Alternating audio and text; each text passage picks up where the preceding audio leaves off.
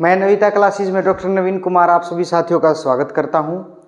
आज की दैनिक सवेरा न्यूज़पेपर में ग्रुप डी से रिलेटेड बहुत अच्छी इन्फॉर्मेशन है और बच्चे ये सुन के बहुत खुश भी हो जाएंगे क्योंकि काफ़ी लोग चिल्ला रहे थे कट ऑफ इतनी रहेगी, कट ऑफ ये रहेगी।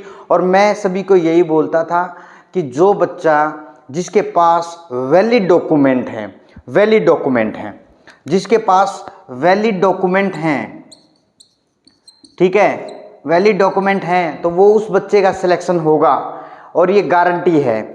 मैंने हर एक वीडियो में बताया कि 55 के लगभग कट ऑफ जाने के चांसेस हैं और 55 से 60 मान के चलो, बस यही हो सकता है मैक्सिमम। अब उससे भी नीचे आ गई है। अब नीचे किसकी आई है वो सुने।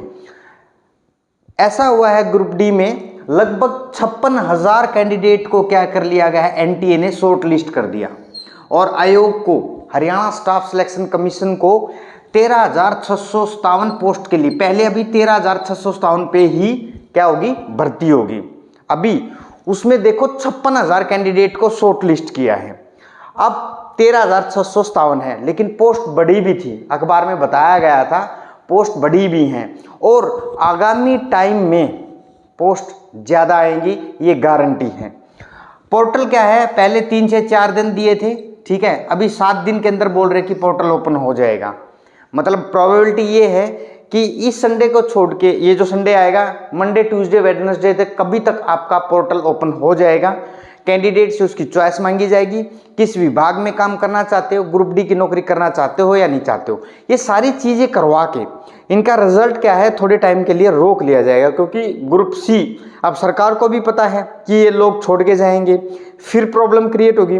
और आज के दैनिक सवेरा में तो ये भी बोला गया है कि आगामी टाइम में जितनी भी भर्तियां होंगी, जो ग्रुप डी का सीटी का एग्जाम अभी मेन हुआ है, एक ही पेपर हुआ है ग्रुप डी का, उसी के बेस पे, स्कोर के बेस पे जितनी भी वैकेंसियां निकलती जाएंगी, उसी का जो स्कोर होगा वही चलेगा। मतलब हो सकता है आने वाले 2-3 साल तक ग्रुप डी का दोबारा कोई एग्जाम ना हो। तो कट ऑफ भाई इतनी जाएगी या नहीं जाएगी? जाएगी। अब आपके साथ में एक इतनी अच्छी और खुशखबरी देना चाहूँगा, जो बच्चे किसमें, पीडब्ल्यूबीडी में डिसेबल्ड कैंडिडेट जो हैं, ईएसएम में एक्स सर्विसमैन जो हैं, एक्स सर्विसमैन में 5 कैटेगरियां हैं। पहली, फादर डाइड ड्यूरिंग जॉब, ठीक है, जिसको शहीदी का दर्जा दिया जाता है, जिसको शहीद का दर्जा दिया जाता है, अगर वो है पहले नंबर पे उसका प्रेफरेंस चलेगा। बच्चे जिनको कन्फ्यूजन है वो कन्फ्यूजन दूर कर लें, बहुत अच्छे से एक्सप्लेन कर रहा हूँ। पहले नंबर पे उनका एक्सपीरियंस, दूसरे नंबर पे जो इंजरी हो चुकी है जिसके फादर को ड्यूरिंग जॉब, अगर किसी के फादर को बहुत इंजरी हुई है, मतलब भाई जो शरीर के अंग हैं वो डैमेज हो गए हैं और उनके पास वैलिड सर्टिफिकेट है, तो वो क्या है, दूसरे नंबर पे उस कैंडिडेट को जाएगा।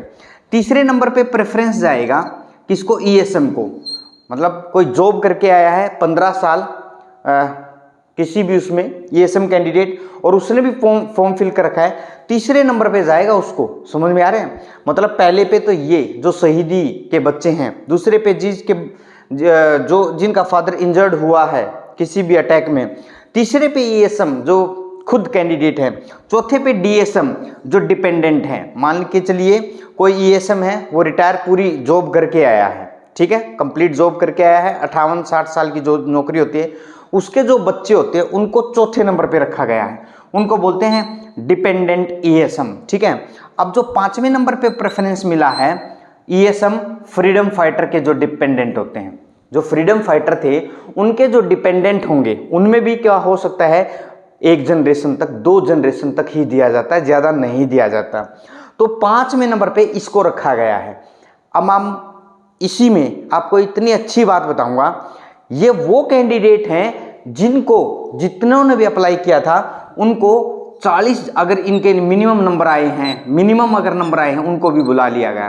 इन 56,000 कैंडिडेट में इन सभी को बुला लिया गया है। अगर कोई 40 नंबर भी लेके आया है, मिनिमम जो क्राइटेरिया है, अगर वो लेके आया है, सीटी का जो मिनिमम क्राइटेरिया है, अब मुझे नहीं पता ये 40 है या 38 है या 37, आप चेक कर लेना, आपके उसमें लिखा होगा जिस भी कैटेगरी से वो बिलोंग करता है। मान के चलिए वो SC से है, अगर वो ESM तो ऑब्वियस सी बात है, वो कैटेगरी जनरल वाइज भी है, जनरल भी है, SC भी है, BC भी है, जो उसकी कैटेगरी में एक मिनिमम क्वालिफाइड मार्क है उसको चेक कर लो, बस आपका काम बन गया।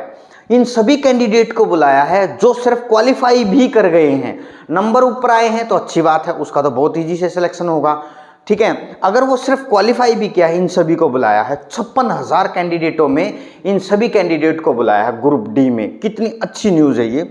और जितने भी ये कैंडिडेट, इनके लिए तो बहुत अच्छी खुशखबरी है। जो फिजिकल डिसेबल्ड कैंडिडेट ने ग्रुप डी का एग्जाम दिया था और मिनिमम जो मार्क्स इनके रखे थे, अगर वो भी लेके आए हैं, इन सभी का सिलेक्शन है। और इनको प्रेफरेंस जाएगी। क्या प्रेफरेंस जाएगी? पहली तो बात, अच्छा कैडर मिलेगा। मैं आपको पहले बता देता हूं, इनको अच्छा कैडर मिलेगा, मतलब जो भी विभाग होगा।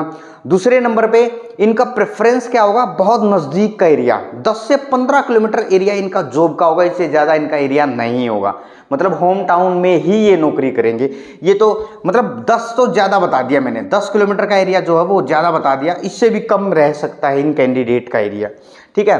अब देखिए, एक बहुत ही इंपॉर्टेंट चीज़ क्या है, अगर किसी भी कैंडिडेट ने जनरल ESM हो, BC ESM हो या SC ESM हो, अगर उसने ये फॉर्म भरा है, उसके पास वैलिड प्रूफ है, और जब फॉर्म भरा था उसमें क्या हुआ, ये भरा था लेकिन अब रिजल्ट में जनरल कैटेगरी दिखा रहा है, ठीक है, या ऐसे बहुत सारी रेक्टिफिकेशन है जिन बच्चों का जो भी इस तरीके का सर्टिफिकेट का मामला है, अगर वो कुछ कैंडिडेट कैटेगरी में हैं और वो जनरल में दिखा रखे हैं, तो आप कमीशन के ऑफिस जाके पर्सनली, ये आने से पहले आप पर्सनली जाके कमीशन ऑफिस जो पंचकुला है वहां जाके अपने डॉक्यूमेंट वैलिड प्रूफ के साथ जाएं और अपना इसको ठीक करवाएं। ये टाइम दिया है ताकि आप जनरल कैटेगरी में काउंट ना हो।